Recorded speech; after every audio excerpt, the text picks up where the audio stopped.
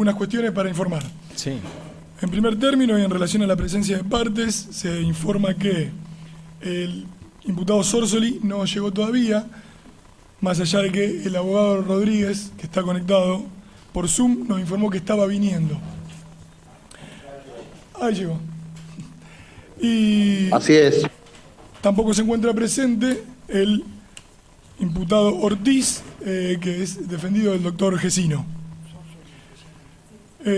Otra cuestión para informar a las partes es que el 26, la jornada del 26 de agosto, se agrega al listado que ya poseían las partes de testigos que van a deponer ese día, la testigo Marta Lagraña. Y, señor presidente, solo también resta recordar a las defensas, más que nada, para aquellos testigos que no han aportado aún los datos para poder ubicarlos, que los acompañen. Muy bien, antes que nada, doctor Gesino, ¿alguna novedad de Ortiz? Sí, señor presidente, por motivos laborales, como venía ocurriendo en las últimas audiencias, y asumo el compromiso de imponerlo de lo sucedido. Muchas gracias. Muy bien. Señor presidente. Sorsoli, doctor Rodríguez. Sí, le aviso que ha llegado. Sorsoli está arribando. Que ha llegado ahora, Sorsoli. en brevedad. Ah, bien, perfecto. Bárbaro. Muy bien. Perfecto. Jornada ya está informado lo del la próxima audiencia, y ahora tenemos, me dijo, presente a Cosi. ¿Esa parte ya me la informó o yo me estoy adelantando? No, señor presidente, está presente la testigo Cosi y en lista para entrar por videoconferencia Somigliana, Bocio y Guidini. Señor presidente. Sí, señor. Sí. En relación a uno de los testigos que estaban pasándolo para el día 26, Lagraña, nosotros teníamos la Fiscalía para hacer un planteo de desistimiento, algunos con incorporación, otros sin, en vista de la prueba reunida y demás. Si quiere lo digo ahora o después de que vengan los Hacemos, primero desocupemos a los testigos, Perfecto. en especial a quien ha venido, y después nos quedamos para las cuestiones formales. Si hay uno o más desistimientos, los charlamos, los propone, escucho a las partes. Si las partes, no sé cuántos serán, pero si las partes necesitan tiempo para analizar la respuesta, también la pueden tener, pero lo dejemos para el último. Vamos a tomar primero a Cosi, que es quien ha venido, así que pase Cosi. ¿Alguna otra cuestión en las defensas? ¿Algo? No. ¿No? Recording in progress.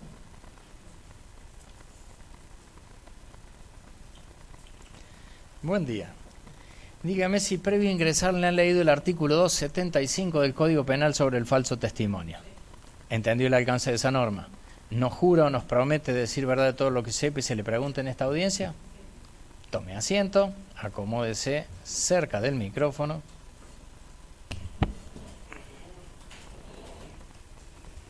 ¿Sí? Necesito que me diga su nombre completo. Eugenia Cosi. ¿Número de documento? 28-520-469. Ocupación. Soy docente e investigadora de CONICET. Docente e investigadora de CONICET. Perfecto. El resto de los datos figuran en secretaria, así que los vamos a obviar. ¿Le han leído también previo a ingresar una lista de las personas que son juzgadas en este juicio? Sí. Respecto de alguna de ellas, ¿tiene alguna relación de parentesco, de amistad, de enemistad o algún interés en esta causa que le impida declarar con verdad? No. No. Ha sido ofrecido por la Fiscalía, por lo que me señalan. La doctora va a comenzar con las preguntas, así como está haciendo cerca el micrófono mejor, así perfecto. Queda grabado. Gracias. Gracias, presidente. Buenos días, Eugenia. La primera pregunta es si le podés describir al tribunal brevemente tu trayectoria profesional. Bueno, como les decía, soy investigadora de CONICET, soy doctora en antropología por la Universidad de Buenos Aires, magíster en criminología por la Universidad Nacional del Litoral y abogada por la Universidad Nacional de Rosario. Además, soy docente e investigadora del Departamento de Derecho Penal y Criminología de la Universidad Nacional de Rosario y soy investigadora del programa de Antropología Política y Jurídica de la UBA. Mis líneas de investigación en estos últimos años estuvieron ligadas a la participación de jóvenes en actividades delictivas, pero también sobre prácticas de distintas burocracias penales, especialmente sobre policías y fuerzas de seguridad. Y además soy activista en materia de derechos humanos y participo de la multisectorial contra la violencia institucional en la ciudad y soy socia del CELS, del Centro de Estudios Legales y Sociales, y a lo que interesa este juicio me desempeñé como consultora en 2 proyectos de investigación impulsados por el CELS y con apoyo de Unión Europea, uno sobre violencia institucional que se desarrolló entre los años 2014 a 2016 y con posterioridad otro proyecto de investigación sobre tortura en la ciudad de Rosario, y de resultado de esos proyectos hemos publicado informes sobre la interacción entre policías y jóvenes en la ciudad y también sobre circuitos de detención. Bien. En base justamente a estos proyectos de investigación que mencionaste, ¿podés hacer o caracterizar las prácticas policiales en relación a los jóvenes de los barrios de sectores populares? Si me permite el excelentísimo tribunal. Si me permite que termine la pregunta y después analizamos la pertinencia. Las investigaciones, a los proyectos de investigación, al trabajo que viene desarrollando la doctora, puede hacer una caracterización de las prácticas policiales en relación a los jóvenes de los barrios de sectores populares de esta ciudad. Lo escucho. En relación a la pertinencia, señor presidente, considero que estamos aquí tratando el caso de la desaparición del joven Franco Casco, su tortura seguida de muerte. Entonces, todo el relacionamiento antropológico, que sin duda tiene un interés científico, en este caso concreto no sería materia del debate. Podríamos ir a escuchar una conferencia en todo caso, pero me ceñiría a que relate lo que conoce sobre este caso en concreto. Muchas gracias, señor presidente. Para que vamos a resolver su oposición a esta pregunta, pero como por las características del testimonio, esta y el resto de las preguntas van a ser de similar naturaleza, empiezo por rechazarle esta y le hago saber que si las próximas objeciones van en el mismo sentido, van a tener el mismo resultado. Entiendo que no, por lo que dice, no es testigo directo. Sabrá la Fiscalía para qué lo dice, pero ha sido aceptada como testigo en esos términos, es decir, no como testigo directo, sino como testigo, podríamos decir, de concepto. En esos términos, el tribunal ya ha decidido que puede ser interrogada y eventualmente tanto la Fiscalía, la acusación, como las defensas, oportunamente podrán decir cuál es el valor o el alcance de lo que la doctora nos diga en esta audiencia. Sí, puede contestar. Si necesita que le refresquemos la pregunta, porque por ahí estas incidencias a veces cortan la concentración. Si necesita, le podemos repetir la pregunta, si no, la escuchamos. Está bien. No, no es necesario, gracias. Lo que podemos decir es que estudios nacionales, pero también en la región y también en la provincia de Santa Fe, han documentado cómo los jóvenes de sectores populares han sido tradicionalmente un objeto específico de control y de gobierno por parte de las policías y de las fuerzas de seguridad, a través de una multiplicidad de formas de humillación, de maltrato, de hostigamiento. Y eso nos lleva a pensar en un par conceptual que utiliza la sociología de la policía para pensar la interacción entre policías y determinados grupos sociales, que es esta idea de sobrecriminalización y desprotección, ¿no? Entonces lo que podemos decir es que los jóvenes de sectores populares de la ciudad de Rosario, pero esto es algo que no solo se da en nuestra ciudad, están por un lado sobrecriminalizados a través de esta serie de prácticas. Ahora me voy a referir a qué estoy entendiendo por sobrecriminalización, y al mismo tiempo están desprotegidos. En relación a la sobrecriminalización, lo que podemos pensar es que es una atención focalizada, selectiva, arbitraria y violenta de la policía en relación a un grupo social particular, ¿no? En los proyectos de investigación lo que hemos documentado es cómo las interacciones de la policía con jóvenes de sectores populares es frecuente. es cotidiana, ¿no? Y eso moldea sus rutinas, moldea sus trayectorias, son detenidos o demorados o molestados en su vida cotidiana, ¿no? Al intentar circular por su propio barrio, al intentar circular por otras zonas de la ciudad, de manera frecuente.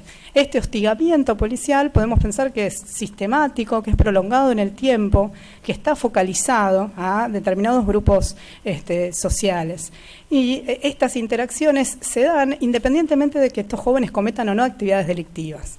Y muchas veces jóvenes que no cometen actividades delictivas están en un lugar de mayor exposición frente a estas prácticas porque no conocen el lenguaje de esa interacción o cómo manejarse frente a esas interacciones. Podemos pensar que la experiencia de estos jóvenes al transitar por su propio barrio, por otras zonas de la ciudad en relación con la policía, podría ser semejante a la experiencia en un aeropuerto, cuando nos vamos para salir del país, ¿no? En distintos momentos nos van a parar, nos van a pedir, nos van a preguntar quiénes somos, qué hacemos ahí, nos van a pedir acreditar nuestro documento de identidad, nos van a revisar nuestras cosas, ¿no? Independientemente de que llevemos o no algo prohibido, eso nos va a generar cierto malestar.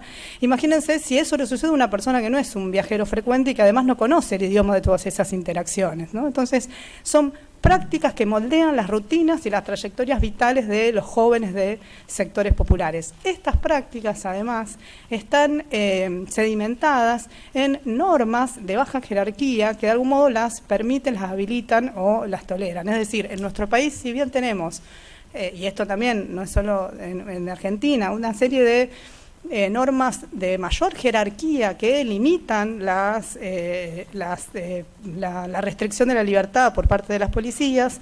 Hay normas de baja jerarquía, resoluciones, disposiciones, leyes orgánicas de policía, lo que la Sofía Tiscornia denomina un derecho de policía, que habilita de manera ambigua detener personas, ¿no? Y es la ambigüedad de esas normas lo que genera es que el contenido práctico de esas circunstancias se produce a través de las policías, ¿no? En el caso de la provincia de Santa Fe podemos pensar en las detenciones por evasión de identidad, ¿no? El artículo 10 bis de la Ley Orgánica de Policía que permite que se produzcan estas prácticas, y ahí hay que hacer la distinción entre discrecionalidad policial que hace a la propia tarea de la policía a cuando esa discrecionalidad se convierte en arbitrariedad en relación a cómo se producen esas detenciones. Y ahí, más allá de que la modificación del 97 de cambiar por búsqueda de antecedentes a búsqueda de identidad, siguió siendo la norma que permitía estas prácticas arbitrarias. Eso es lo que hemos documentado a lo largo del estudio. Entonces, ¿cómo es que se producen estas detenciones? Y aparecen explicadas en relación, por un lado, al olfato policial, ¿no? Y estas detenciones por estereotipo o por prejuicio, ¿no? De quienes se consideran, de estos grupos sociales que se consideran no solo por las policías y las burocracias penales, sino en esta tradición de la criminología positivista proclives al delito, ¿no? Entonces, esta detención por portación de cara, por portación de rostro, por quienes pensamos que pueden generar situaciones de inseguridad, pero también se dan en demandas coyunturales, ¿no? De una exigencia de o producir estadística o responder a un problema de seguridad o porque ocurrió un hecho particular que requiere alguna respuesta o en coyunturas particulares, ¿no? Entonces, si podemos recordar que en el momento en donde desaparece Franco Casco era un momento en que ha sido caracterizado en distintos estudios como esta idea de crisis de seguridad, ¿no? Un aumento de la tasa de homicidios registrados de manera significativa, un desarrollo y expansión de ciertos mercados ilegales en la ciudad, una serie de causas en donde aparecían policías involucrados en delitos ligados al mercado de drogas ilegalizadas. Recuerden que para abril del 2014 se produce el primer desembarco de fuerzas federales de la ciudad, o sea, había un clima de crisis en materia de seguridad y también esa necesidad de respuesta. Estas detenciones además muchas veces van acompañadas por agresiones físicas y verbales, y hay una concentración de las agresiones, lo que aparece en todos los en el estudio es una concentración de esa violencia en los primeros momentos de la detención, ¿no? Y eso podría estar pensado que es la violencia utilizada como un medio extorsivo en ese momento en donde se puede negociar permanecer o no detenido en esas circunstancias. Esto coincide además con lo que está registrado en los informes de tortura del Servicio Público de la Defensa, que viene desarrollando desde el año 2015, ¿no? Y también, más allá de que Eso es un recorte porque lo que hace es tomar registro de esas situaciones de las personas defendidas por la Defensoría, o sea que el universo de casos podría ser mucho mayor, pero coincide con esta idea de que hay una concentración del uso de la fuerza física en esos primeros momentos de la detención.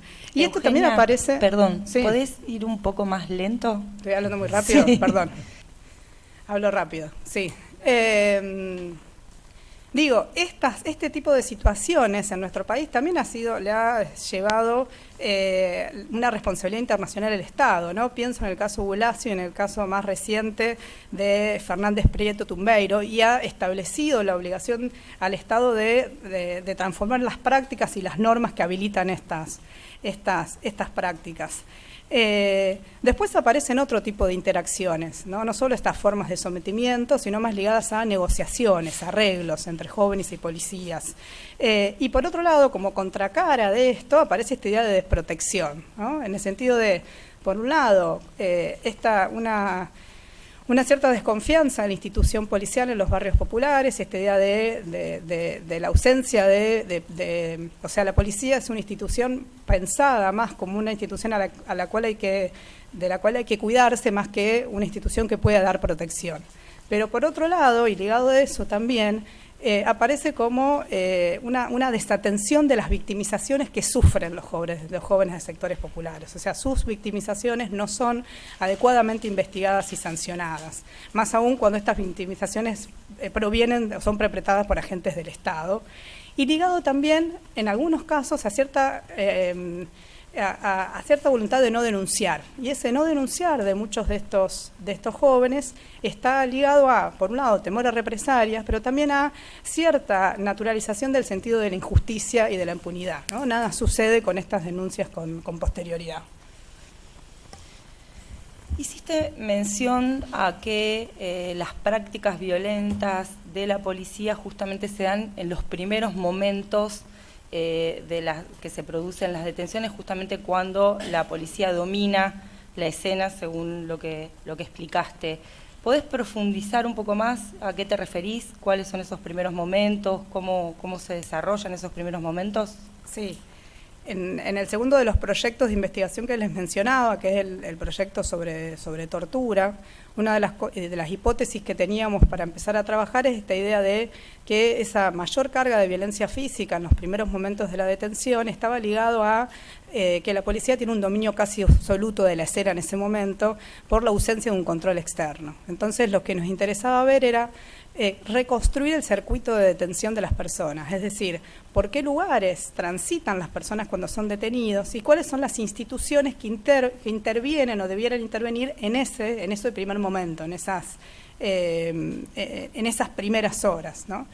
En un momento además de transformación del sistema procesal penal, en donde aparecen las fiscalías de turno, las defensorías de turno, si efectivamente la organización de la fiscalía y la defensoría habían incidido en recortar ese dominio casi absoluto de la policía en esos primeros momentos.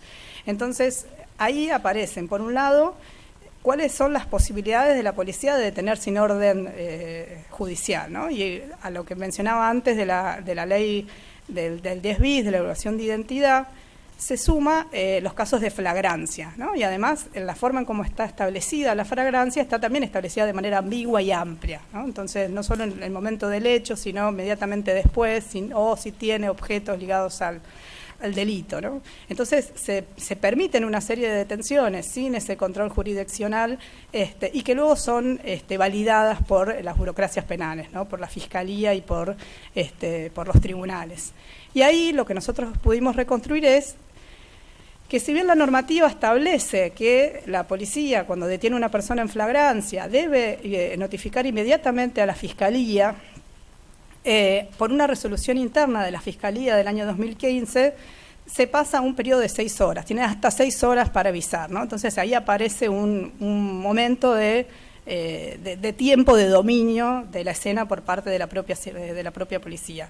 Pero a su vez, y esta reconstrucción lo hicimos no solo con el trabajo de campo con jóvenes de sectores populares que veníamos haciendo previamente, sino también con entrevistar a los propios operadores del sistema, ¿no? Entonces, entrevistando a defensores, fiscales, cómo es que esto sucedía. Y lo que aparece es que muchas veces hay un retraso en notificar esas detenciones, entonces de hecho se atrasa el inicio de donde se cuentan esas 6 horas, que muchas detenciones no son blanqueadas, es decir, no hay un registro de la detención de la persona. Y a su vez que cuando esta detención es notificada a la Fiscalía, si la Fiscalía decide no iniciar causa penal, esa detención no suele ser notificada luego de la Defensoría, entonces no hay un control de las detenciones que no terminan en causa penal, ¿no? Entonces, además se tiene que avisar a la Defensoría, y la Defensoría además tenía una política institucional de ir a visitar a los lugares de detención de las personas, que eso a veces era más o menos posible de realizarse cuando eran efectivamente enterados de que las personas estaban detenidas en las comisarías, ¿no? Entonces, a pesar de que con las transformaciones del sistema de justicia penal y con la aparición de fiscales y defensorías de turnos, pareciera que hay una reconfiguración, seguimos teniendo serios problemas en el sentido del dominio policial de la escena, ¿no? Primero, por las detenciones que no son blanqueadas, por la demora en la notificación, por las detenciones por evasión de identidad que no tienen la obligación de hacer esa consulta con el fiscal. Por la Fiscalía luego evalúa la situación de las personas por ese relato policial y por la prueba producida por la propia policía, ¿no? Entonces, más allá de esa reconfiguración, sigue habiendo un momento de dominio policial de la escena que de algún modo también habilita estas prácticas. Bien. Hiciste mención también a la importancia del activismo y de la posibilidad para denunciar estas prácticas. Concretamente, ¿podés explicar las razones de la importancia de este activismo, del activismo, y en particular en la experiencia vinculada al caso de la desaparición de Franco Casco, si tuvo o no rasgos diferenciales? Otra de las cosas, que eso también tiene que ver con otros proyectos de investigación y también tiene que ver con proyectos de investigación producidos por organismos de derechos humanos. Otra de las cuestiones que aparecen en casos de violencia institucional no solo tiene que ver con estos patrones de prácticas que describí al principio, sino también tiene que ver con patrones de actuación de las propias policías a los fines de garantizar impunidad, ¿no? Entonces, en los casos de violencia institucional lo que hemos documentado a partir de documentar diversos casos, lo que suele aparecer es esta cuestión de la elaboración de una versión policial de los hechos, que no siempre se condice con lo que sucedió, amedrentamiento a testigos o falsedad de actas y demás. Entonces, la importancia del activismo y del acompañamiento de las víctimas es, por un lado, para poder revertir esa situación, ¿no? Entonces, para poder dar a conocer la versión de lo sucedido, para poder acercar testigos, ¿no? Para poder acompañar esa versión judicial. Pero en el caso de Franco Casco, además, pensemos que hasta podemos pensar en distintos momentos, ¿no? Porque hay una fuerte resistencia, además de las burocracias, en relación a estos activismos, ¿no? En el caso de Franco Casco hubo en un primer momento que el activismo estuvo ligado a acompañar a la familia a buscar a su hijo, ¿no? En todo el tiempo que estuvo desaparecido.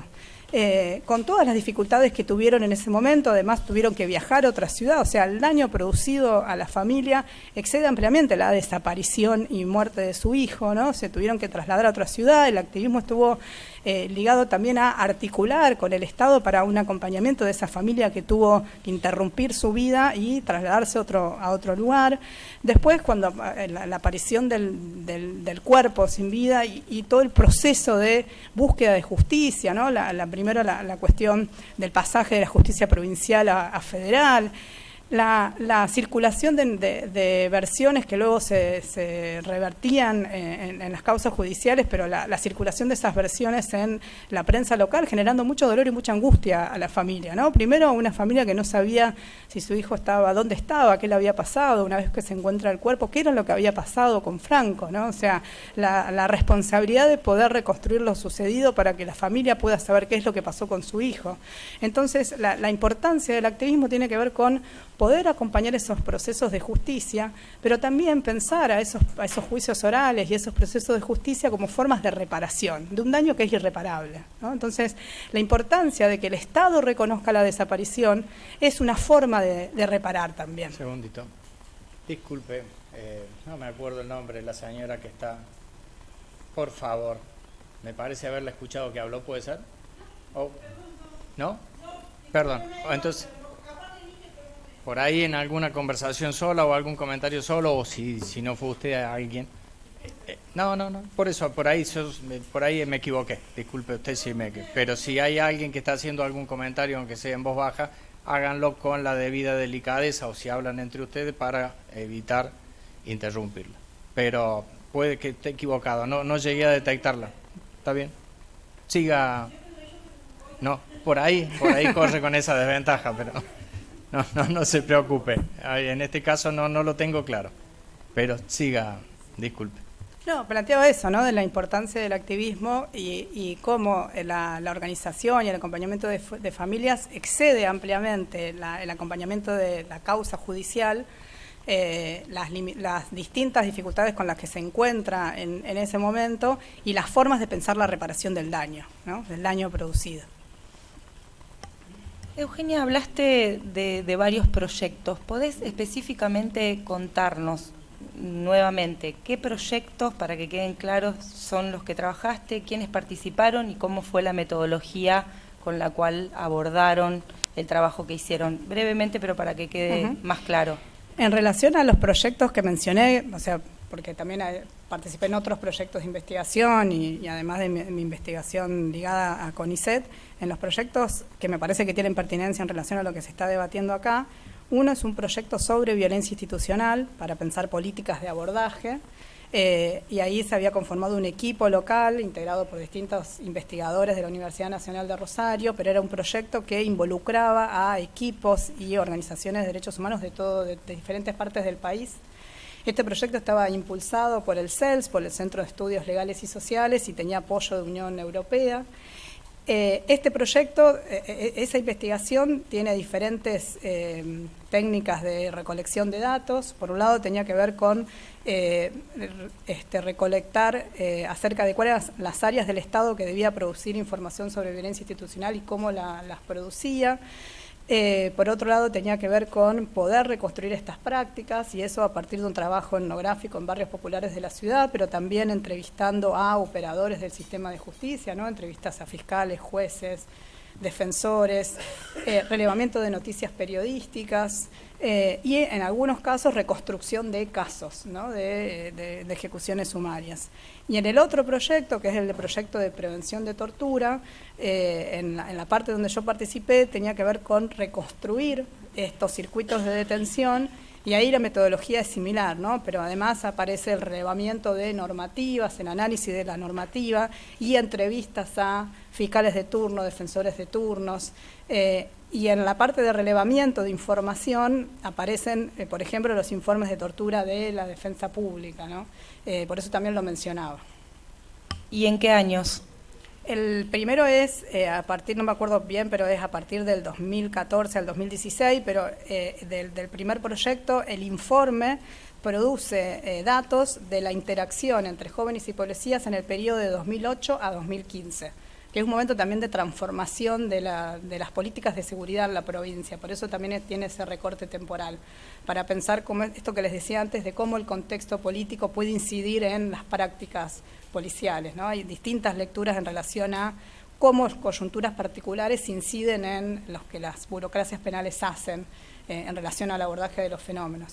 Y el otro es con posterioridad, es de 2000, creo que es de 2016 a 2018, y ahí es donde se produce el otro informe, que es como circuitos de detención, que ahí también tenía que ver con un proceso posterior a lo de Casco, que es la unificación de los puntos de entrada en comisaría de las personas presas y la creación del orden. Era para pensar si esas modificaciones en el circuito de detención habían generado cambios en las prácticas en esas primeras horas de detención, pero no lo mencioné porque es posterior a Casco. Bueno, por esta parte no tenemos más preguntas. Gracias, Eugenia. Muy bien. Querellas.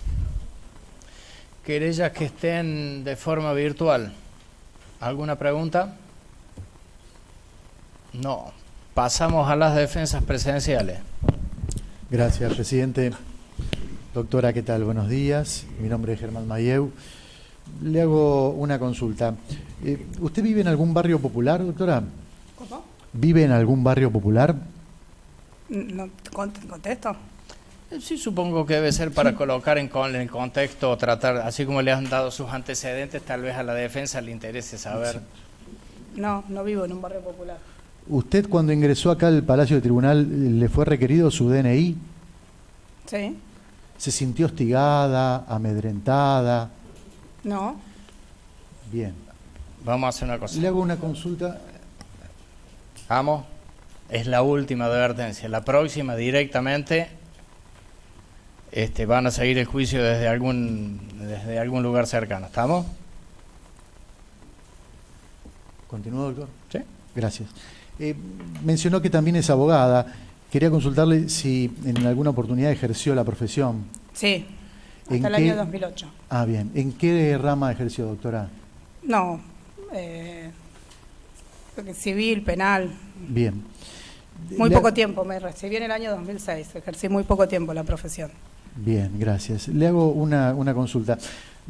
Para los que estamos en derecho penal hace años, hay situaciones que nos resultan recurrentes al tiempo de leer declaraciones o entrevistarnos con algunos clientes y en el rol de judicial también al escucharlos y tomarles declaración, que versa concretamente sobre la policía me pegó al momento de detención, me plantaron esto en el allanamiento, me golpearon, hicieron tal o cual cuestión. Le hago una consulta. Sobre esa temática, ¿en algún momento desarrolló alguna investigación o algún proyecto de investigación para determinar porcentajes de veracidad de esos dichos? Los objetivos de los proyectos de investigación no es una investigación, no está ligado a la política criminal, o sea, los objetivos de los proyectos de investigación no tienen que ver con la construcción de una verdad jurídica, ¿no? Sino lo que nosotros, lo que las ciencias sociales hacen es reconstruir procesos y las formas de validación de esos procesos está ligado a las técnicas de recolección de datos que se utilizan, ¿no? Lo que yo les decía es, en relación a los proyectos de investigación ligados a las interacciones entre jóvenes y policías, por un lado tuvimos una recolección de fuentes oficiales, por otro lado tuvimos un análisis de la normativa, pero después hicimos trabajo de campo etnográfico, y el trabajo de campo etnográfico tiene distintas técnicas de recolección de datos. Uno son la observación participante, ¿no? Entonces uno observa, usted me preguntaba si yo vivía o no en un barrio popular. No vivo en un barrio popular, pero hice durante mucho tiempo trabajo de campo en barrios populares. La observación participante tiene que ver con observar cómo se dan esas interacciones, poder registrar lo que sucede, y otra de las técnicas de recolección de datos está ligada a las entrevistas en profundidad etnográficas, no estructuradas, y lo que aparece para validación de esa información en las ciencias sociales tiene que ver acerca de cómo se produce esa recolección de datos, la cantidad de información en términos de representatividad de la población que queremos analizar, pero además luego lo ponemos en contexto con otros trabajos producidos sobre la temática específica en nuestro país, en la región o en otros lugares, ¿no? Que han estudiado estas formas y ahí aparecen análisis contrastativos acerca de qué es lo que sucede aquí, qué es lo que sucede en otros lugares, qué hay de similar, qué hay de diferente, si ha habido o no transformaciones a lo largo del tiempo, para luego poder hacer un análisis sobre eso, por qué las prácticas se transformaron o no, cuál fue la variable que se modificó, ¿no? Por eso se construyen las hipótesis de investigación en relación a si hay un cambio en la coyuntura, eso genera una transformación de prácticas. Entonces, para poder comprender cómo es las formas de validación del conocimiento, para decirlo muy brevemente, está ligado a la forma de recolectar esos datos, la validación con otros estudios en la materia, y a partir de ahí poder hacer contrastaciones. Entonces, sí, no viví en un barrio popular, sí hice trabajo de campo y hago durante mucho tiempo para documentar estas prácticas. Bien, esa recopilación de datos en esa metodología implementada por usted y los demás integrantes de los equipos, en esa recopilación de datos, ¿escuchó esas versiones a las cuales yo hacía referencia como método habitual de lectura o auditivo? Sí, es lo que plantea al principio de la... No entiendo la pregunta, es lo que plantea al principio. Concretamente, creo que fui claro, no sé si... Trate, a ver, pero vamos a dejar que lo aclare. Si lo que no entiende la pregunta de él, déjela que él la aclare. Si no, lo estaría aclarando usted. Bueno, a ver, ¿qué es lo que usted concretamente qué quiere preguntar? Normalmente si en la esa solución en recopilación de esto datos viene por esta pregunta. ¿Qué quiere preguntar? Si en esa faena de recopilación de datos tenía como habitualidad escuchar determinadas versiones de los integrantes de los barrios populares de apremios, plantar pruebas, allanamientos, irrupciones ilegales y demás. Si recopilaban esa clase de datos, si los escuchaba al momento de recopilar esos datos. ¿Sí o no? Si lo escuchaba, ¿sí o no? Claro, de eso te trata el trabajo de campo con perspectiva etnográfica, es poder escuchar a los distintos actores sociales que están involucrados en un fenómeno para poder reconstruir cómo son esas dinámicas. Pero insisto, no solo tenía que ver con conocer de primera mano a partir de un trabajo de campo en barrios populares de la ciudad, sino también y realizar entrevistas en profundidad a diferentes personas, no solo jóvenes que habían sufrido estas interacciones con la policía, sino también operadores estatales que trabajan en estos barrios, centros de salud, escuelas, programas destinados para jóvenes municipales, provinciales, distintas referentes barriales, ¿no? Entonces, ahí, a partir de todas esas, de ese trabajo de campo es que se concluye, se reconstruyen esas dinámicas de interacción.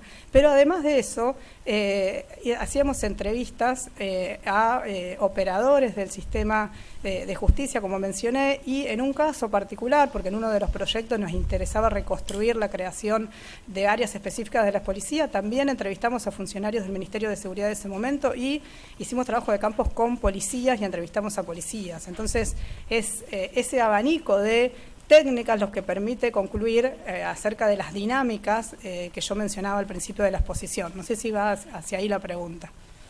Yo creo que sí, pero... Creo que está contestada. El la respuesta que era formula sí. la pregunta. Entendí que sí. Doctora, le consulto, ¿usted tuvo acceso a la lectura del presente expediente? ¿Del caso Casco? Del caso de Franco Casco. No, lo único que leí fue la requisitoria de elevación a juicio este año porque por uno de los proyectos de investigación de la universidad, pero no conozco la causa. Bien, le hago una consulta. Estos proyectos que ustedes han desarrollado, como conclusión, ¿arrojaba valga la redundancia, algún proyecto de modificación en cuanto a intentar mejorar la redacción o dinámica del código de procedimientos o algo por el estilo? Sí, por supuesto. Y los informes están publicados y están en la página del CELS. Todos los informes, porque son informes son proyectos orientados a intervenir, ¿no? Porque están impulsados por un organismo de derechos humanos que históricamente está interesado en poder intervenir en la producción de políticas públicas para abordar las temáticas que investiga, ¿no? Entonces, en esos informes les aparecen recomendaciones acerca de qué se podría realizar para modificar el fenómeno que se está abordando. Y en esas recomendaciones que usted está mencionando, concretamente, ¿cuál era la recomendación que se postulaba como para evitar, en casos de flagrancia, algunos abusos por parte de uniformados que, como usted describió recién, formaban parte o tenían el dominio de la escena de ese momento? Y ahí aparece la necesidad de un control externo, ¿no? Perdón, no lo escuché. La necesidad de pensar en esa... Hay muchas recomendaciones. O sea, por un lado tiene que ver con la transformación, la modificación de las normativas. Por otro lado tiene que ver con una discusión sobre políticas de seguridad. Por otro lado tiene que ver con un control externo de estos primeros momentos de la detención, ¿no? El rol de la Fiscalía, el rol de la Defensa Pública, de distintos actores que están comprometidos en estos primeros momentos. O sea, hay un abanico de recomendaciones en relación a eso, ¿no? Al abordar, porque además tiene que ver con, luego, si suceden casos de violencia institucional que configuran delito, bueno, cuál es la respuesta en el sentido de investigación investigación y sanción de estos hechos, o sea, aparece amplio la cantidad, o sea, los mecanismos de control externos y externos. No sé en particular a qué es lo que usted necesita que yo me explaye. Precisamente ese control externo que usted estaba haciendo mención, como para intentar contrarrestar el accionar policial indebido o por encima o por fuera de la norma. ¿Cómo, en la práctica, cómo sería el abordaje como para poder controlar esa acción indebida del uniformado?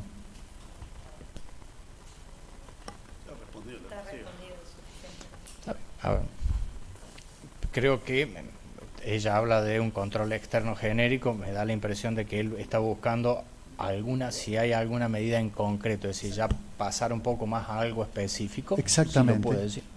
Pero Sí. lo mencioné también, la unificación de puntos de entrada, el rol de la defensa pública, el rol de la fiscalía, los mecanismos de control interno dentro de la propia institución, o sea, cada... Si usted por lo eso que le cuando está pidiendo ya es alguna medida procesal concreta, darle vista, intervención... Yo y eso- todo Concretamente, la escapa a mi actuación que posibilidad de proponen, por responderlo. ejemplo, con relación a la fiscalía, intervención, ¿en qué consiste el proyecto? No hay un proyecto.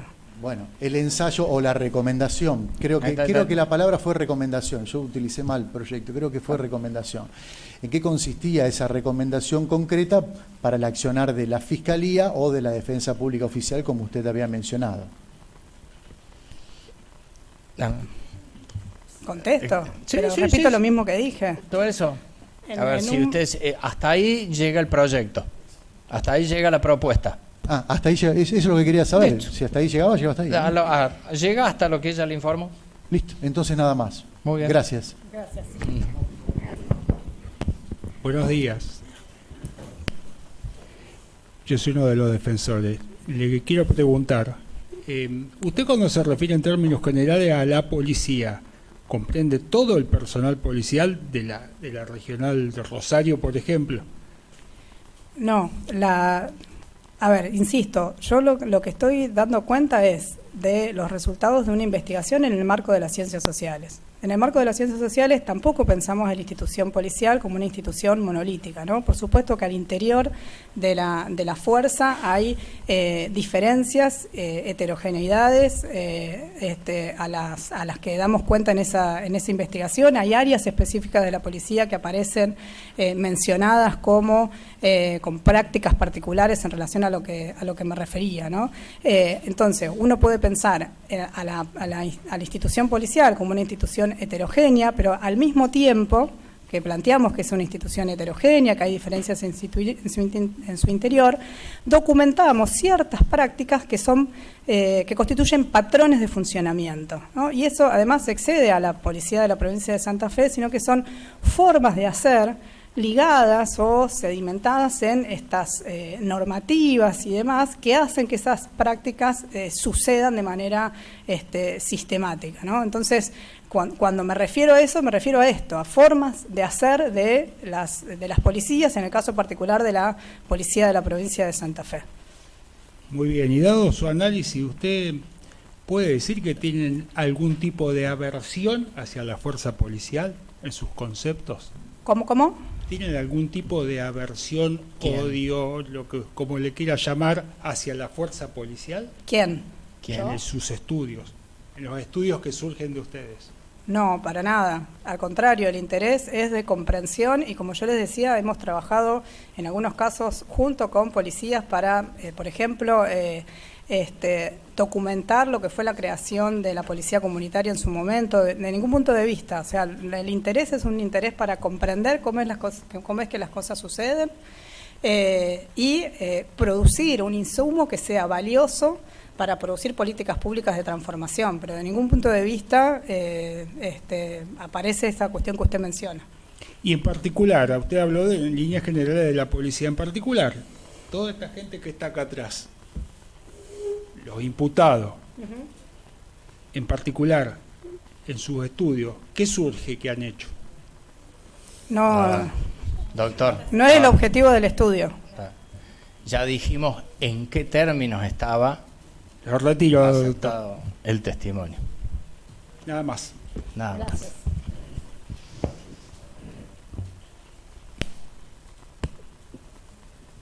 Sí. Doctora, disculpe que la moleste un segundo, soy otro defensor. Usted conserve para adelante, no es falta de respeto a él, pero usted le está, con las preguntas de las partes, usted le informa al tribunal. Sí. Entonces necesito que usted se mantenga. Aparte, sí, pero para ver quién me estaba hablando. Sí, pégale una ojeada por si acaso, pero soy yo. Pero el resto de la declaración hágala para este lado.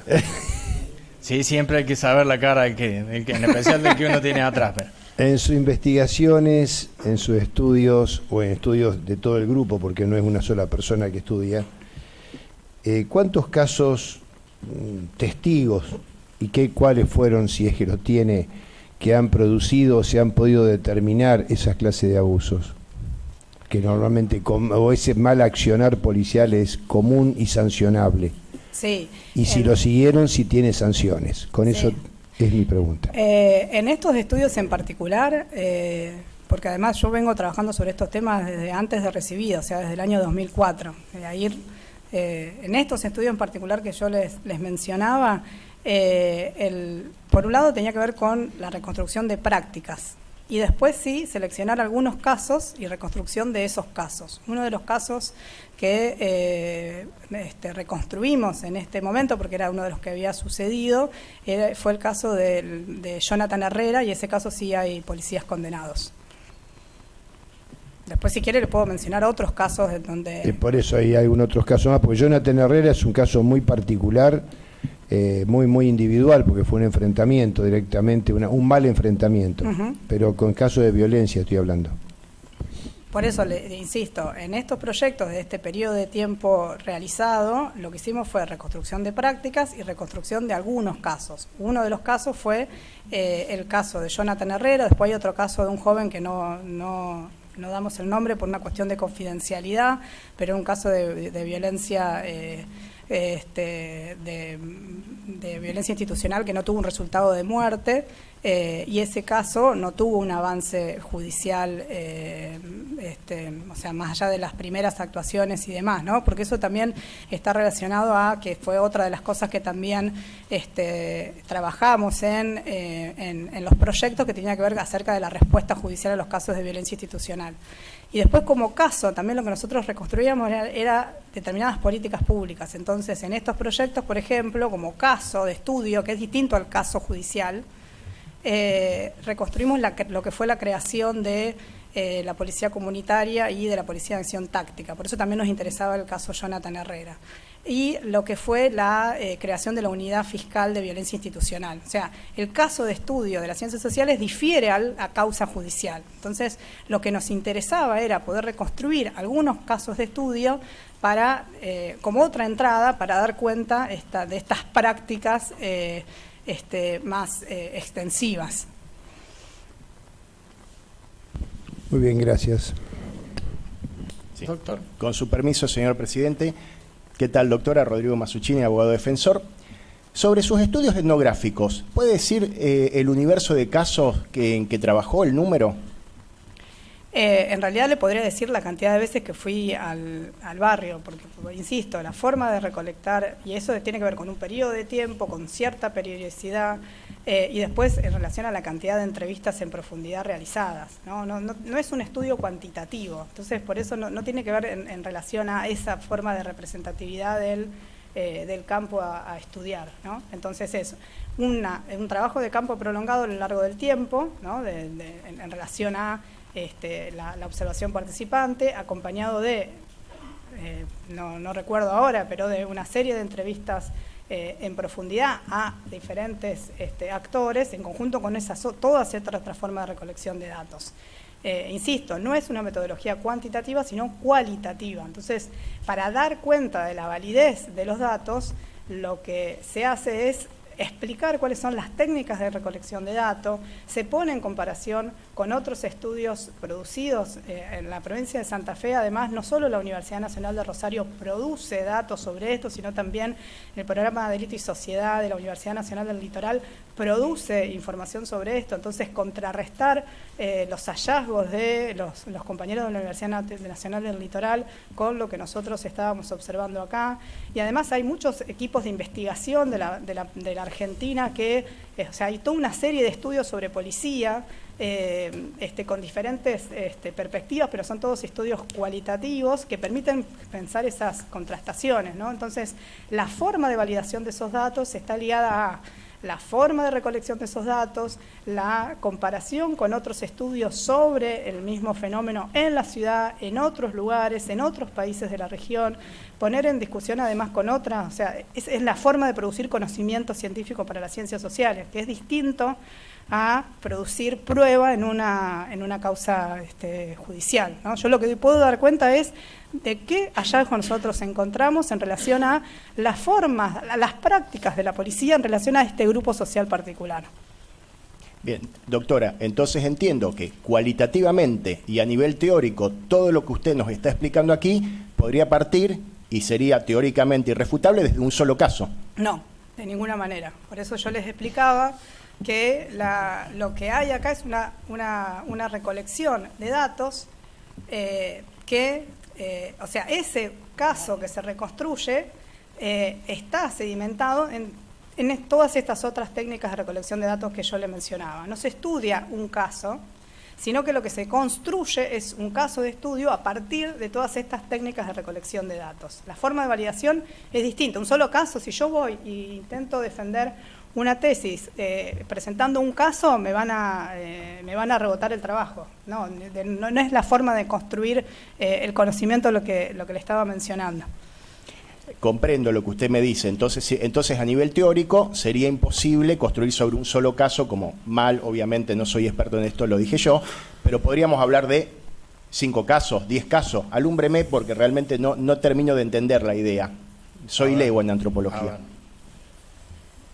A ver, ¿cómo puedo hacérselo de forma respetuosa? Que usted no lo entienda no significa que ella no lo haya explicado.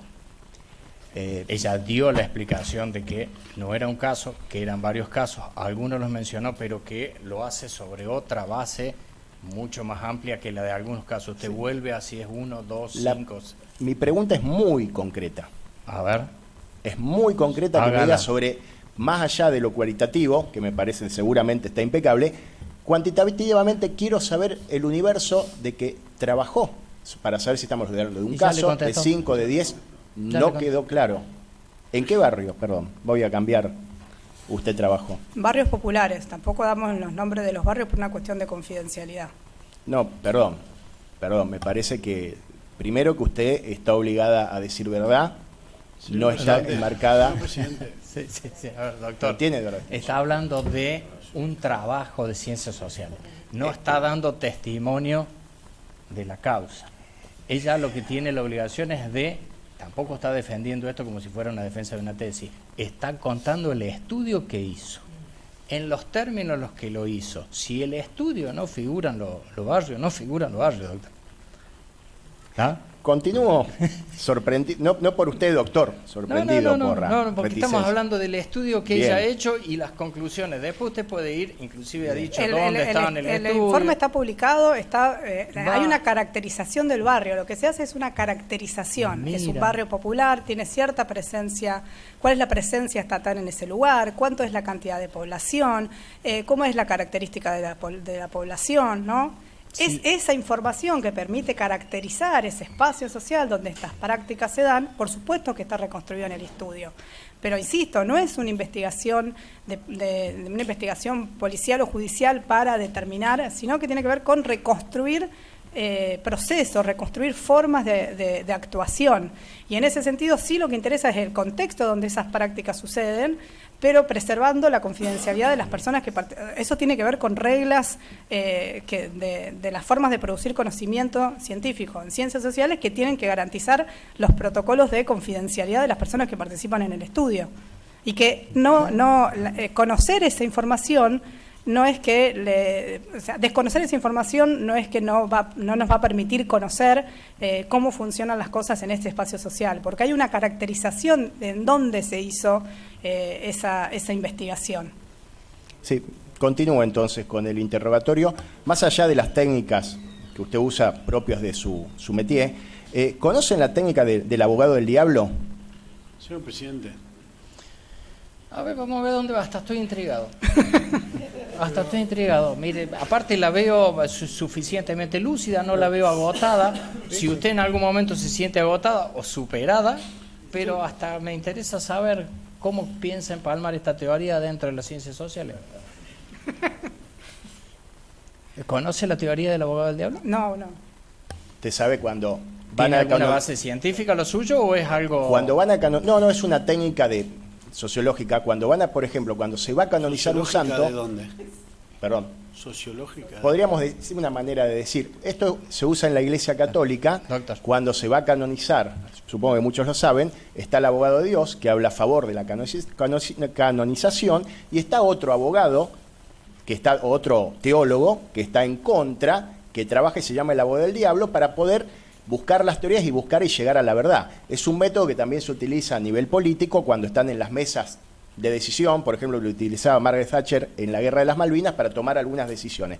Por eso digo, si en este caso concreto se utilizó el método de contrarrestar una teoría... más como a confrontar. Sí, por supuesto. Hay dos formas de hacer esas comparaciones. Las formas más de la idea de comparar, pero después, que es la otra que nosotros hacemos, que es la contrastación. Entonces, pensar qué hay de similar y qué hay de diferente en estos estudios. Y lo que yo les decía es que sí, por supuesto, se hace ese contraste con otros estudios de la ciudad. Y además, en la ciudad de Rosario también hay equipos de investigación que hacen etnografía con policía, y esos estudios también se tienen en cuenta para pensar... para poder validar lo que nosotros estábamos produciendo en ese momento. Así que la teoría del abogado del diablo sería un análisis contrastativo en términos de ciencias sociales. Bien. Y continuando, usted se refirió a un estudio del año 2014-2015 del Servicio Público de la Defensa Penal sobre denuncias de tortura.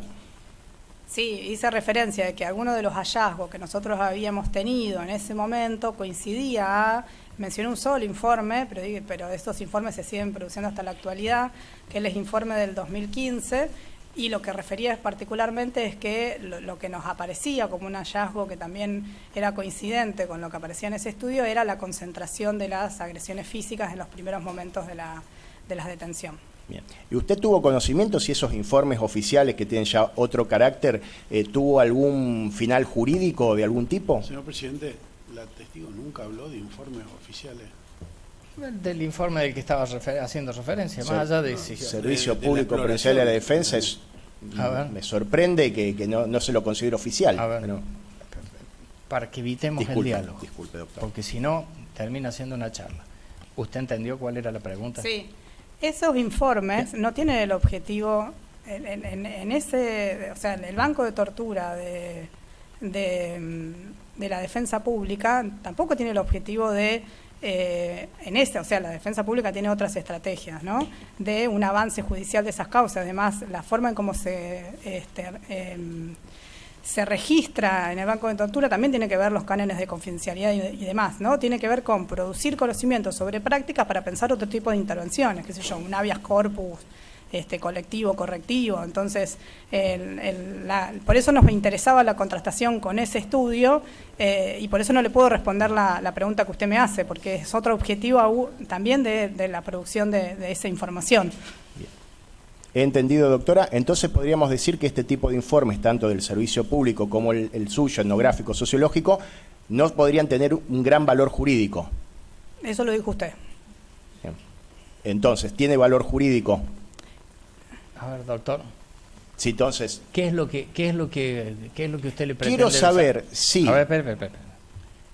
¿Qué es lo que usted pretende saber si tiene o no tiene valor jurídico? Todavía estamos con el informe del Ministerio Público de la Defensa. No, paso también en general y paso en particular lo que nos ha alumbrado la doctora, en el sentido, quiero saber si todo lo que está diciendo acá puede tener un asidero jurídico para ella o es un estudio de ribetes científicos. Hace desde el principio que está diciendo que es sociológico. Sociológico, bien.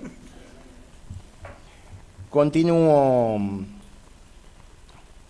Más allá de que usted ha hablado en general, ¿podría decir que a usted le consta que Franco Casco sufrió por parte de los imputados alguna de las cuestiones en generales que usted habló?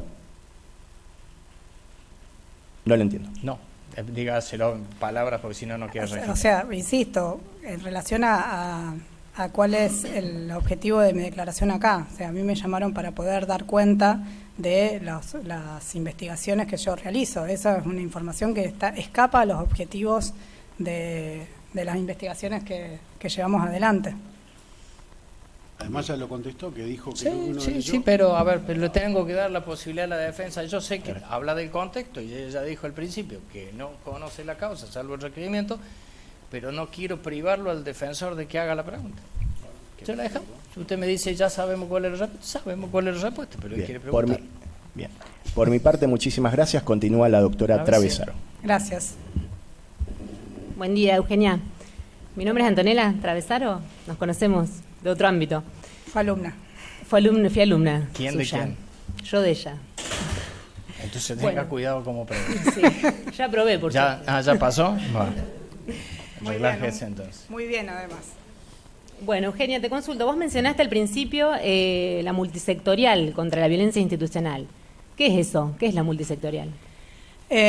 Cuando se produce el caso Casco, me parece importante partir desde antes. La ciudad de Rosario tiene una historia muy rica en relación al activismo en materia de derechos humanos y en particular en materia de activismo en contra de la violencia institucional. O sea, podemos nombrar antecedentes de la multisectorial en la Comisión No Gubernamental del 19 y 20, en el 2001, familiares de víctimas del 2001, pero también en lo que se denominó Padres del Dolor en el 2004. O sea, es una ciudad que es rica en activismo por estos temas.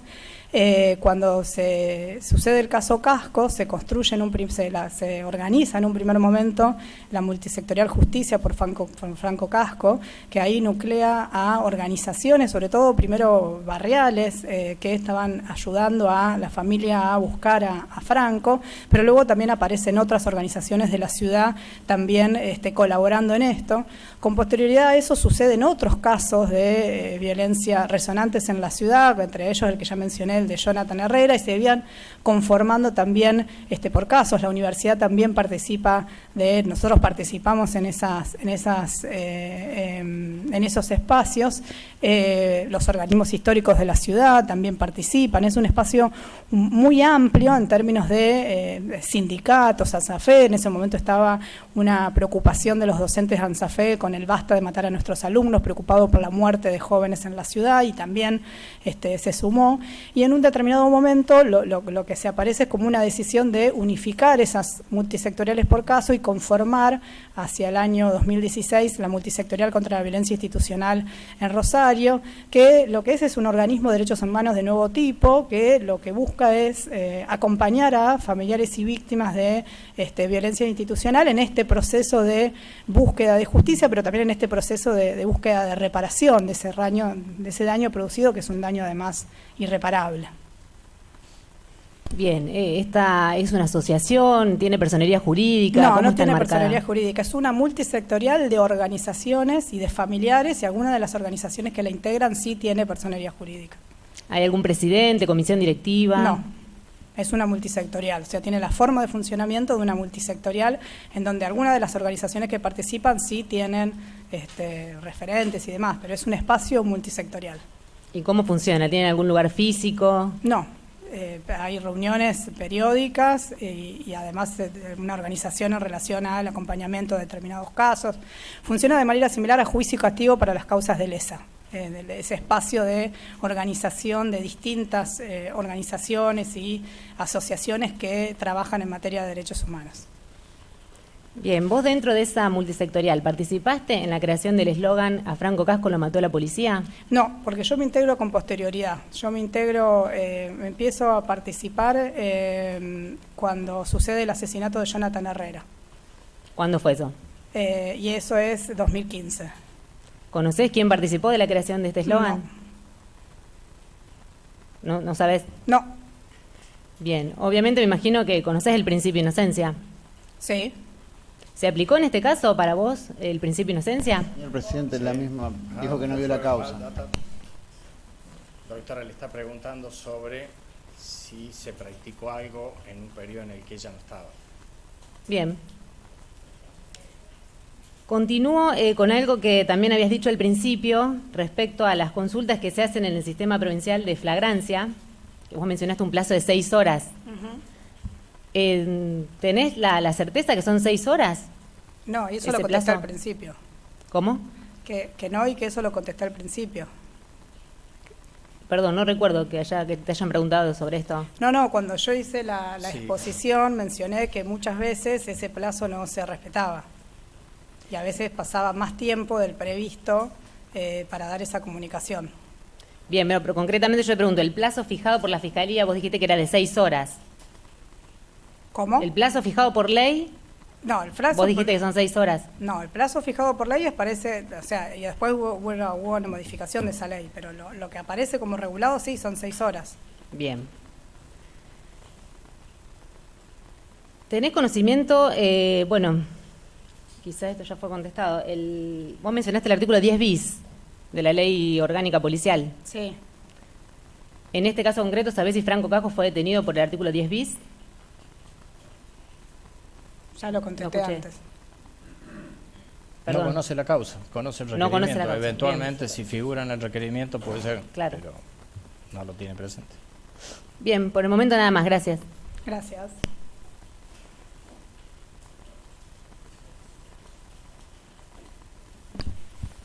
Buen día, doctora. Mi nombre es Martín Gesino, soy defensor oficial. Usted nos hablaba que trabajó en 2 proyectos. El primero sobre violencia institucional del CELS y del segundo de prevención de la tortura, no, o Del yo no CELS noté también. usted. También del CELS. Sí. Ah, buenísimo. O sea, trabajé en muchos más proyectos de investigación. Yo hice un recorte en mi presentación de mi trayectoria profesional en relación a lo que me parecía más pertinente para este juicio. Claro. No, me quedó sin anotar eso, pero bueno, también del CELS. De todos modos dijo que era posterior al caso Casco. Este segundo proyecto sí, que Claro. ahí donde se aparece el informe sobre los circuitos de detención. Ajá. Bueno.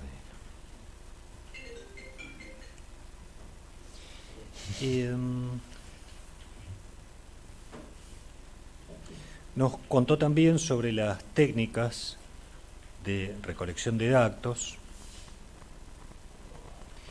y un proceso de validación con otros estudios.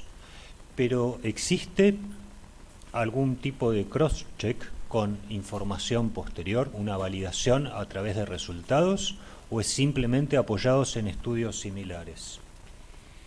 Hay diferentes formas de validación de lo producido en ciencias sociales. Una tiene que ver con esto que yo le mencionaba. También muchos de los resultados de nuestras investigaciones se publican en revistas científicas. Esas revistas científicas tienen referato, es decir, hay otros colegas investigadores que evalúan si esos informes, esos hallazgos producidos corresponden con la validación de las ciencias sociales. Algunos de los resultados de mis investigaciones están publicadas en artículos científicos, así que sí, hay una otra forma de evaluación de esa información.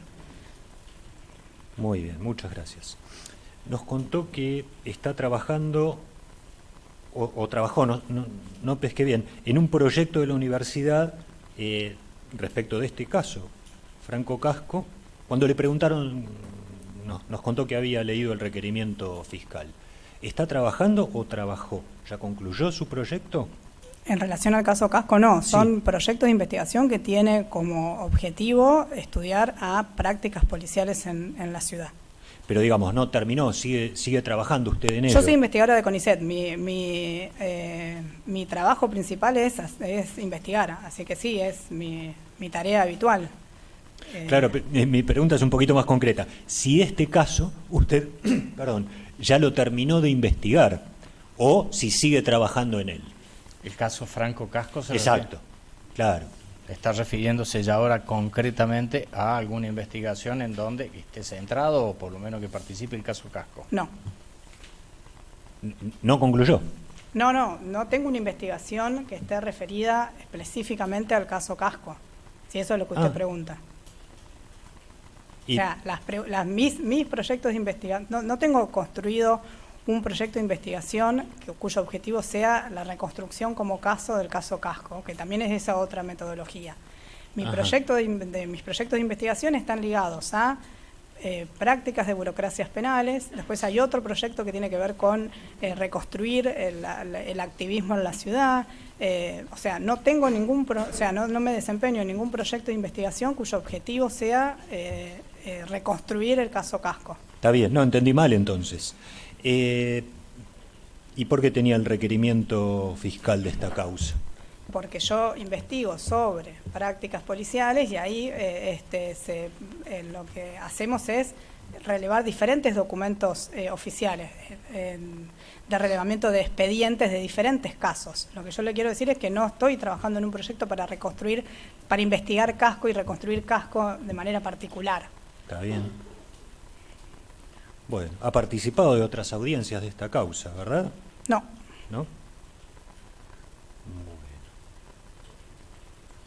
Creo que no tengo más preguntas. Aguárdeme un segundito. No tengo más preguntas. Muchas gracias. Muy bien, todavía nos queda. A ver, vamos a concluir con las defensas y ahí volvemos al turno de las querellas. Primero vamos a verificar si alguno de los defensores que está de forma remota tiene alguna pregunta que realizar. No, su señoría. Muy bien. Entonces sí, lo escucho. Buenos días, doctora. Una consulta. Usted cuando mencionaba alguna de las cuestiones que investigó, habló de la respuesta en cuanto a investigación y sanción del Poder Judicial de los casos de violencia institucional. ¿Puede decirnos qué encontraron en relación a esta cuestión puntual? Sí, en relación a la respuesta por parte de la justicia, lo que aparecían eran, así como hay patrones de funcionamiento, o sea, cuando hablamos de patrones es poder analizar diferentes situaciones y a partir de ahí encontrar un patrón de funcionamiento. Y ahí lo que aparecía también era una respuesta de parte de la justicia que no era satisfactoria, ¿no? Muchos de los casos, y ahí era también relacionado a casos con resultado de muerte, pero también en otros casos de denuncias de torturas o malos tratos, que luego no eran investigados adecuadamente y por consecuencia no tenían una sanción. Y lo que analizamos en su momento fue la creación de la Unidad Fiscal de Violencia Institucional, y ahí también hicimos entrevista con quien estaba en ese momento a cargo, y esa cuestión de una respuesta inadecuada tenía que ver eso, con la cantidad de denuncias y el avance de esas denuncias y la posibilidad luego de sanción. Muy bien, muchas gracias. ¿Me permite, para no salir del tema, vuelvo yo, Gesino? Esto último que le acaba de preguntar el colega de la querella, ¿centrado solamente en lo que es justicia provincial y en su caso de qué provincia, o también de federal? No, es solo sobre justicia provincial. Solo provincial. Bueno, muchas gracias. Ahora sí. Volviendo al tema, doctora, y sin apartarme de lo que dijo el señor querellante, ¿con cuántos casos se establece un patrón a nivel científico o antropológico? Y vuelve. Y vuelvo. Vuelve al El tema. patrón es una marca, es una vara a la que nos ceñimos. No le puedo contestar esa pregunta porque, insisto, la forma de construir patrón no solo tiene que ver con cantidad de casos, sino de encontrar similitudes, y la forma de poder establecer esas similitudes está relacionado a diferentes técnicas de recolección de datos.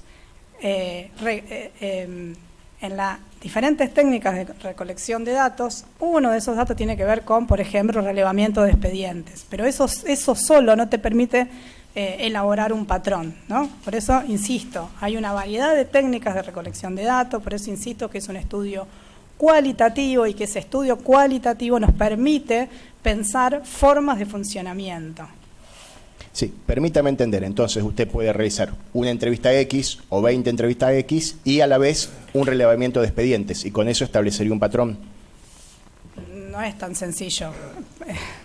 Por lo que yo entendí, es mucho más amplio. Es más amplio. Usted insiste en reducirlo a la cantidad de algo y la doctora le vuelve a insistir con que no es solamente la cantidad, sino que son muchas más variables que Bien. no se cuantifican. Comprende. Volviendo al estudio, porque a lo mejor hay cuestiones que por mi hágale falta preguntas experticia. concretas y Sí, no bien. sobre sus conclusiones. No, porque no. si no, caemos en la tendencia de esas preguntas cerradas en relación a lo que usted concluye, Bien. que eso lo deberíamos escuchar al final. Sí. Usted, doctora, ¿con cuántas personas realizó este estudio etnográfico del que ha estado hablando? ¿Con cuántas personas que integraban el equipo de investigación? Y no recuerdo ahora, pero éramos un equipo de investigación creo que en el primero éramos 5, 6, o sea, debería chequear esa información. Era un equipo de investigación de la universidad, pero ese proyecto de investigación además o sea, nosotros éramos el equipo que estábamos trabajando en Rosario, pero había equipos de investigación en otras, porque en el primer proyecto estaba también Mendoza, Ciudad de Buenos Aires, Provincia de Buenos Aires, era un equipo muy grande de investigadores y de personas que estaban trabajando en ese proyecto. ¿Y esos resultados se elevaban al CONICET siempre en el marco de la confidencialidad? Para este proyecto particular que yo les mencioné, como resultado de esos proyectos fueron informes que fueron publicados en la página web del CEL, que ustedes pueden rastrear. Hay otros resultados de investigaciones que se publican en revistas científicas. Hay otros resultados de investigaciones que devienen en tesis de maestría o tesis doctorales. Hay diferentes formas de producir resultados y diferentes formas de hacer transferencia de esos resultados. También el CONICET firma convenios y establece transferencias de conocimiento de CONICET a otras áreas del Estado, y cada una tiene sus reglas de producir ese conocimiento. Pero en este caso concreto, ¿esto era un trabajo dentro del marco del CONICET o entendí mal? Disculpe. En esos dos proyectos que yo les mencioné, yo trabajé en el marco de estos proyectos que eran impulsados por el Centro de Estudios Legales y Sociales, con un programa de financiamiento de Unión Europea. Y tuvo como resultado esos informes que mencioné al principio de mi exposición. Yo, además de eso, de trabajar como consultora en estos proyectos, soy investigadora de CONICET. En ese momento en donde se desarrollaron esos proyectos, era becaria de CONICET, en un momento no tenía una vinculación con CONICET, yo no solo trabajé en esos proyectos para plantear esta exposición que les mencioné, los mencioné solo porque me parecían los más pertinentes, pero los resultados de mis investigaciones, ustedes las pueden buscar no solo en esos informes, sino en artículos publicados, libros publicados, tesis doctoral publicada, y cada uno de esos productos tiene formas de validación, formas de garantizar la confidencialidad de las personas que participan. Bien, muchas gracias, doctora, muy amable. Muy bien. No hay más preguntas. Doctora, esta vez sí le puedo decir doctora con la tranquilidad de que es doctora. Soy doctora. Por eso la mayoría de las veces robamos con eso del doctor. En este caso, doctora, muchísimas gracias. Queda desocupada.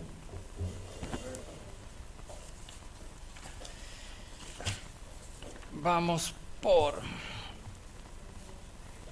Somigliana. ¿Ese testimonio sí lo van a tomar?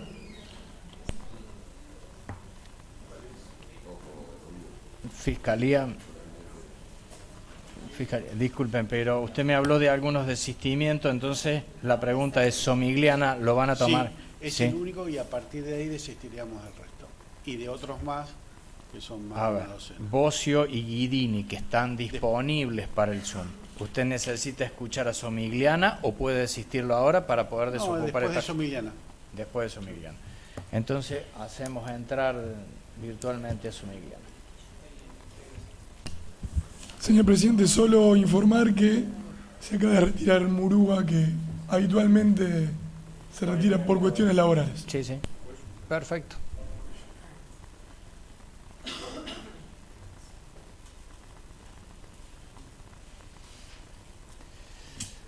Ahí debe ser.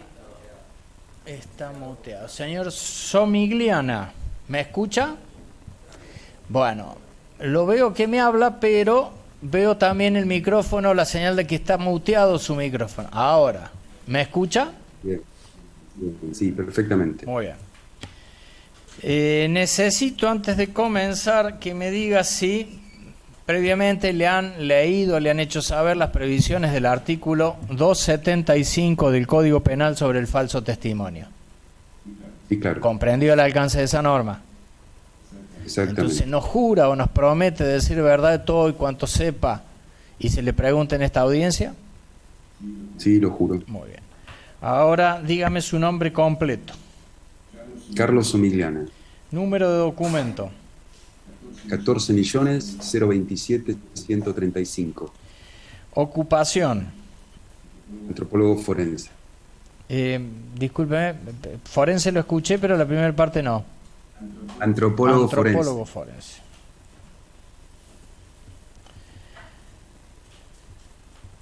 Muy bien. El resto de los datos los tenemos fijados en secretaría.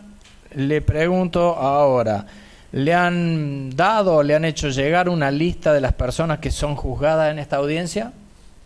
Sí. Respecto de ellos, ¿tiene usted alguna relación de parentesco, de amistad o de enemistad o algún interés en esta causa que le impida declarar con verdad?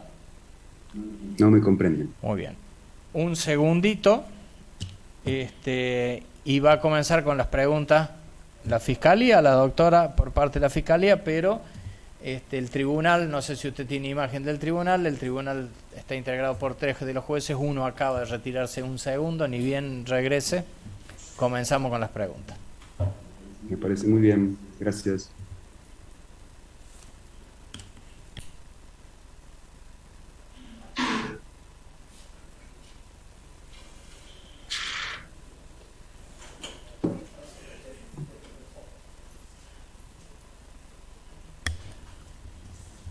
Muy bien, señor Somigliana, ya está integrado el tribunal. Ahora la Fiscalía va a comenzar con las preguntas. Buen mediodía, licenciado Somigliana, Ana Oberlin del Ministerio Público Fiscal. La primera pregunta es si puede brevemente describir su trayectoria profesional. Brevemente. Bueno, yo formo parte del equipo argentino de antropología forense y en esa calidad hemos intervenido en procesos fundamentalmente de identificación de personas en los últimos 35 años, en contextos que empezaron en la República Argentina y después involucraron varios otros países de Europa, Asia, Centroamérica, África, fundamentalmente trabajando en tareas de identificación de personas no identificadas, involucrando en la mayoría de los casos violencias estatales. Bien, particularmente respecto de Franco Casco, ¿recuerda haber tenido intervención en alguna medida en particular y en su caso si puede por favor dar cuenta de la misma, en qué consistió? Sí, a nosotros nos convocaron como equipo, la convocatoria parte de un oficio que recibimos bastante genérico que mencionaba la posibilidad de establecer la identidad de Franco. Antes, en algún momento yo había hablado con gente de la Procubín que me habían mencionado que había alguna, pero muy genéricamente, que había alguna incertidumbre en relación a su identificación y tanteado la posibilidad de que el equipo pudiera intervenir.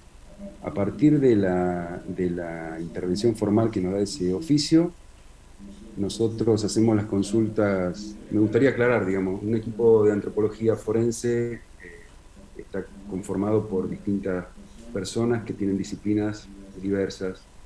Hay médicos forenses, hay antropólogos forenses, hay genetistas forenses. Cuando se acerca un caso de la complejidad que este caso demostraba tener, se hace una consulta previa para ver si efectivamente se puede intervenir y si esa intervención va a ser útil a los efectos que el tribunal o la fiscalía propone. Eso es lo que se hizo en este caso y a partir de esa consulta se hace una primera respuesta mencionando lo que a nosotros nos parecían las medidas adecuadas para establecer, para, digamos, romper esa incertidumbre que había en relación a la identidad de Franco. Bien, ¿y en qué consistieron concretamente las medidas entonces? Yo voy, digamos, estoy obviamente de memoria, pero básicamente lo que se planteaba era la existencia de dos momentos iniciales, dos pericias, básicamente, autopsias que habían sido en el momento inmediatamente posterior al hecho y la que había ocurrido en Rosario y la que había ocurrido en la morgue judicial del Poder Judicial acá en Buenos Aires. Lo que se planteaba era la necesidad, en última instancia, digamos, porque la idea es no hacer eso, la necesidad de hacer una nueva, generar un tercer momento C, que implicaba la exhumación del cuerpo y la determinación de si la persona que había sido analizada en el momento A, en el momento B y en el momento C era la misma persona, y si esa persona era o no Franco. Ese era más o menos lo que se planteaba. Quiero aclarar que la necesidad de exhumación para nosotros siempre es la última opción, teniendo en cuenta que había una familia involucrada, que para cualquier familia tener que pasar nuevamente por una etapa de exhumación es muy traumático. Éramos conscientes de lo traumático de esa situación y por eso quisimos hablar con el padre, con Ramón, para explicarle el porqué de esa intervención, pero entendíamos que con los elementos que se tenían no había suficientes como para contestar esta pregunta que nos había hecho el tribunal o en todo caso para llevar adelante la eventual resolución de esa incógnita que el tribunal nos planteaba. Bien, y con posterioridad a haber realizado estas intervenciones, ¿tuvieron alguna comunicación más con la familia, alguna explicación adicional, alguna otra cuestión? Digamos, después del estudio, lo que se hace siempre, y lo que siempre se plantea en la reunión inicial, es que por qué se hace la exhumación y que en el caso de que haya un resultado, cual sea el resultado, va a ser notificado a la familia cuanto antes. Eso es lo que se hizo. Bien, bueno, por esta parte no tenemos más preguntas. Gracias. De nada. La querella. ¿Preguntas? Querellas que se encuentran de forma virtual. Veo que hay uno levantando la mano, sin los lentes. El doctor Hassan. Gracias. Gracias, presidente. Sí. Muchísimas gracias. Licenciado Somiliana, si usted pudiera explicar cuáles fueron los problemas que ustedes hallaron en los resultados de las primeras autopsias que los llevaron a decidir la recomendación de hacer una tercera o una segunda exhumación, un tercer estudio. Sí. Como recién explicaba en los tres momentos, entiendo que todos estamos al tanto de cuáles son los tres momentos. El problema de los dos primeros era que los elementos objetivos que había de comparación no eran suficientemente certeros como para establecer la identidad que se quería tratar. No estoy hablando, mejor dicho, diría la individualización, o sea, que se trataba objetivamente de la misma persona en los momentos A y B. Por lo que yo recuerdo, en el momento se planteó una consulta con un radiólogo forense para ver si la calidad de las radiografías del momento A y B eran suficientes como para establecer esa individualización y frente a su respuesta negativa, nosotros fue uno de los elementos que llevó a plantear la necesidad de una reexhumación. O sea, para que quede claro, aunque sea redundante, es muy importante que tengan en cuenta que en el momento que nos dan intervención a nosotros, había en el momento A una identificación de visu de la familia y en el momento B una pericia genética que negaba la identificación que había hecho en el momento A la familia. Esa era la situación que nos plantean a nosotros. Hicieron un intento de identificar a través de radiografías, entonces, para ver si se trataba del mismo cuerpo en el momento A y en el momento B. No, en realidad lo que se hizo fue plantearle al radiólogo forense, no es mi especialidad, por eso la transmito a otra persona, la posibilidad de que a partir de la radiología se pudiera establecer esa continuidad. Y lo que el radiólogo nos planteó, creo recordar, que eran las radiografías que se habían tomado en Rosario, que eran radiografías que estaban muy oscuras y que por ende era muy difícil establecer esa vinculación. Insisto, a nosotros nos plantean originariamente el problema con un problema de identificación. En ese momento había una pericia genética negativa que negaba la posibilidad de que la persona que se había exhumado en la segunda instancia fuera hijo de Ramón y padre del hijo de Franco. Muchas gracias. Yo no tengo más preguntas. De nada. Pasamos a las defensas. Las defensas que están presentes. Exhibiciones nomás. Exhibiciones. ¿Algún defensor que esté de forma virtual? Si me lo pueden decir en voz alta, mejor. No, su señoría. Muy bien. No sé. Señor defensor, exhibición de... Muchas gracias. ¿Y si la Fiscalía también tiene alguna exhibición? No, porque según tengo entendido ya fueron incorporadas en la audiencia anterior. Muy bien. Doctor. Firmas de fojas 57, al revés, vamos a empezar por 5.200. Son trabajos vinculados a la excavación y labores junto con el cuerpo médico forense. Muy bien. Y 5.200, que es un recibo. Entiendo porque... licenciado, usted está mirándonos a través de una computadora, un teléfono, tablet. Sí, una computadora. Muy bien. Vamos a tratar de que usted vea la imagen de un documento para que nos diga si está su firma. Sería uno de los informes en los que usted habría trabajado. Bien.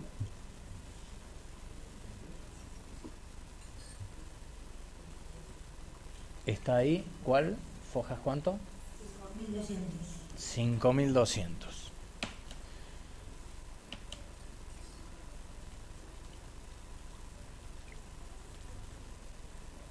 Señor Somaglia, ¿ve su firma en algún lugar?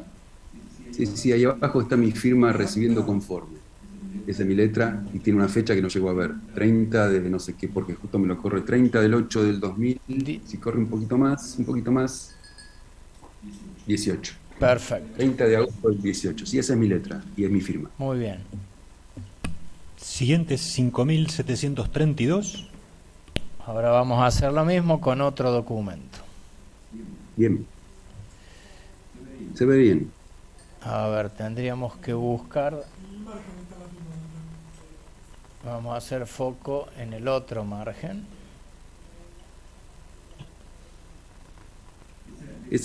Me parece que es el acta, claro. Es el acta de la exhumación. Exactamente. ¿Ve su firma ahí en el Sí, lateral? La verdad que sí, tiene que estar, porque yo estaba ahí, no llego a ver, no, a las de arriba no, más abajo, sí, ahí está la mía, sí, ahí la vi. Es la, si aleja un poco, Exacto. bien, es creo que la tercera empezando de arriba. A ver. Esa, exactamente, esa es la mía. Muy bien. Y la última, 5.757.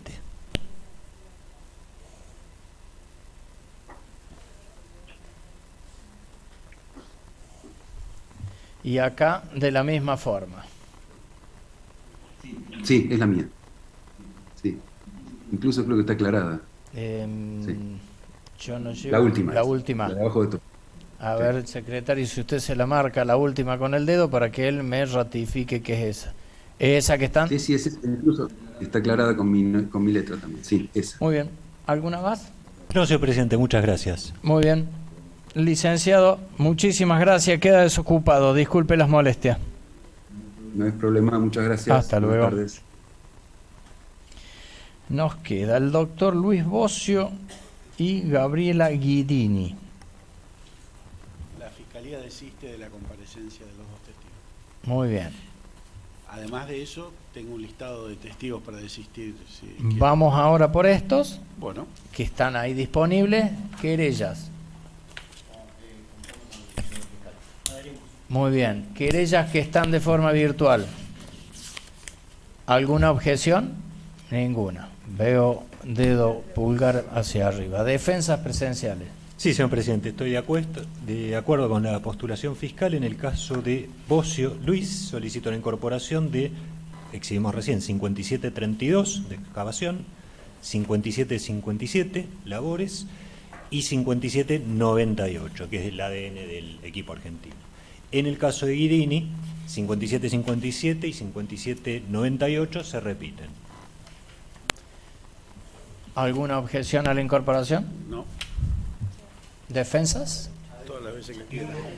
Defensas que están... Ninguna, su señoría. Perfecto. Entonces quedan desistidos. Comuníquenle a vos y a Guidini que quedan desocupados. Y ahora sí, vamos por la lista de desistimientos. Bueno, testigos que voy a desistir, o que la Fiscalía por lo menos, en forma lisa y llana, de Barógraf Carlos Alberto. Por el apellido ese es de Rosario, ¿no? Sí. Calígrafo. Calígrafo. Bien, mi hermano, vos. Hay alguien que está hablando por... ¿Ya está? Muy bien. ¿Quién más? ¿Qué hago? ¿Leo todo el listado y que cada uno diga que no? ¿O uno a uno voy preguntando? Como usted diga. Y vamos por el listado. ¿Son varios? Sí, varios. Y vamos por el listado. ¿Qué les parece? O, a ver, tal vez lo que podríamos hacer es que formalice el listado. ¿Formalice el listado? No sé qué dice Gesino antes que... Sí, me parece más práctico el listado para ver incluso con tiempo si conviene o no conviene a la estrategia de estas partes. Sí. Eventualmente lo que podríamos hacer Si es no, por escrito lo puedo hacer también. que pase el listado y que para la próxima audiencia usted en mi pueda... caso, para mañana yo le daría respuesta, para que haya tiempo también para citar en su caso y eso. Yo para mañana me comprometo a tener mi respuesta. Bueno, hacemos así entonces. Usted tiene el listado de forma tal que se lo podamos también ahora pasar a... Lo menciono bien. y lo mismo se lo mando, las dos. Exactamente, y para el día de mañana, del resto de las partes, les voy a pedir concretamente cuál es la opinión para saber, para organizar el tema citaciones. Lo escuchamos. Carlos Alberto Barógraf, que recién lo dije, Andrea Barrios, gendarme, Luis Bocio, EAF, Gabriela Guiadini, esto ya, sí, ya está. Son los dos que ya desistieron. Rodrigo López,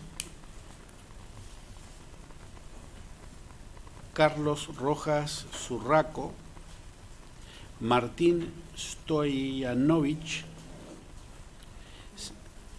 Silvina Gabriela Tamous, Wilson Palavecino, Juan Emanuel Pérez, Raúl Gauna. Estos testigos los desiste la Fiscalía lisa y llanamente. Ahora voy a pasar al listado de testigos que se desisten con incorporación por lectura. Condicionado a la incorporación. Si quieren los puedo desocupar.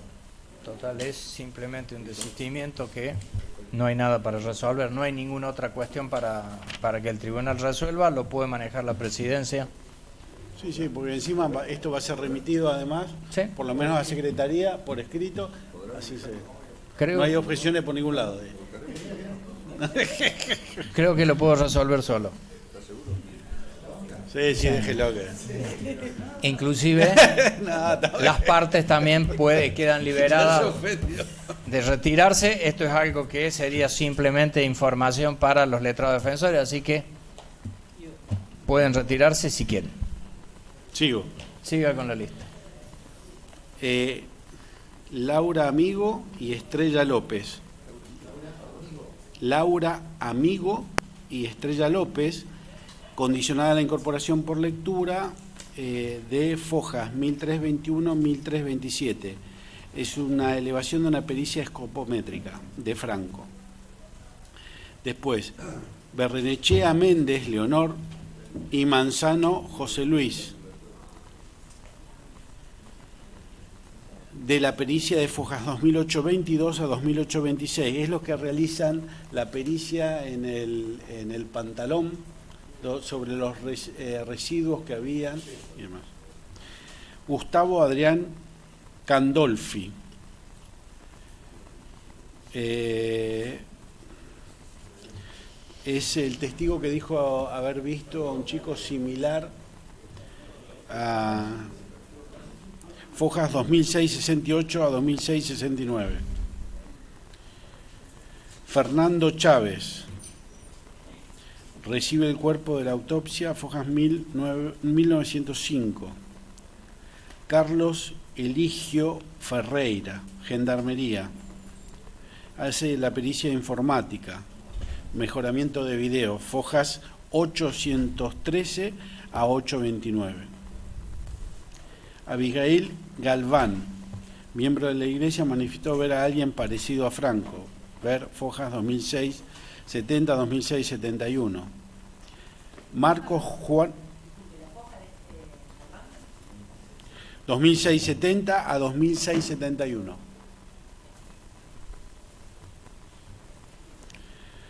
Marcos Juan Gerlero, también miembro de la Iglesia, pareció ver a Franco en la iglesia. Declaró a Fojas 166.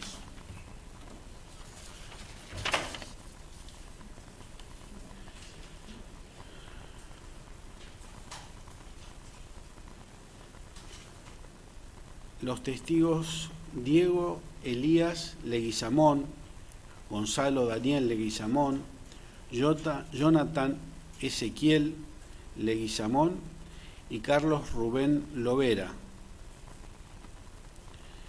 es que tienen participación en el legajo QUIG número 21-6.448.275-8, a quienes tienen como víctima al señor Lovera, es quien fue amenazado por personal policial conforme la interpretación que hace la Fiscalía en la terminal como Franco Casco, cuyas copias obran en secretarías, el legajo a Fojas 3000 y nota agregada a Fojas 600682 vuelta. La Graña Marta Analía, ex de Franco, mamá de Tiago, declaró a Fojas 2007-57. Esto tengo entendido de que había una respuesta pendiente de la querella, de alguna de las querellas, para ver si estaba de acuerdo. Y de la comparecencia de los testigos Fernando Roldán, de Foja 147, y Matías Felipe Silabra. El primero es el que llevó en la ambulancia el cuerpo de Franco Casco, que, ¿verdad? Silabra. Roldán, Silabra. ¿Quién es el fiscal? El secretario, ¿sí? Secretario de Fiscalía. Sí. Que participó en la confección de las actas de Fojas 960, Fojas 1267 a 1268. Participó en varias actuaciones, bueno, eso son nada más. ¿Hasta ahí llegó? Hasta ahí llegamos.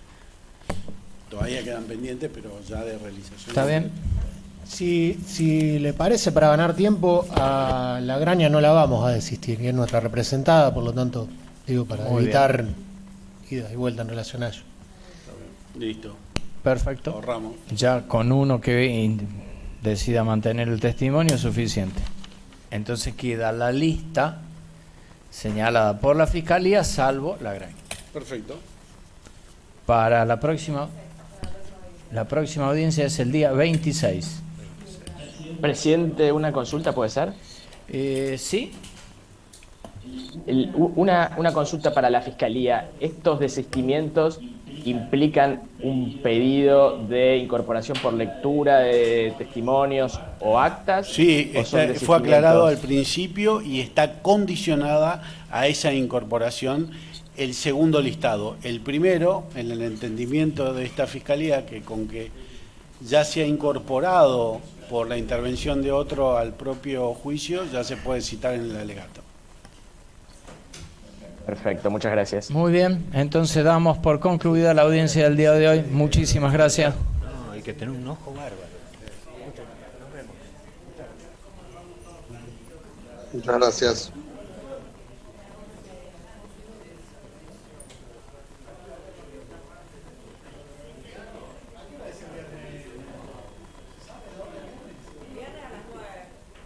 Recording stopped.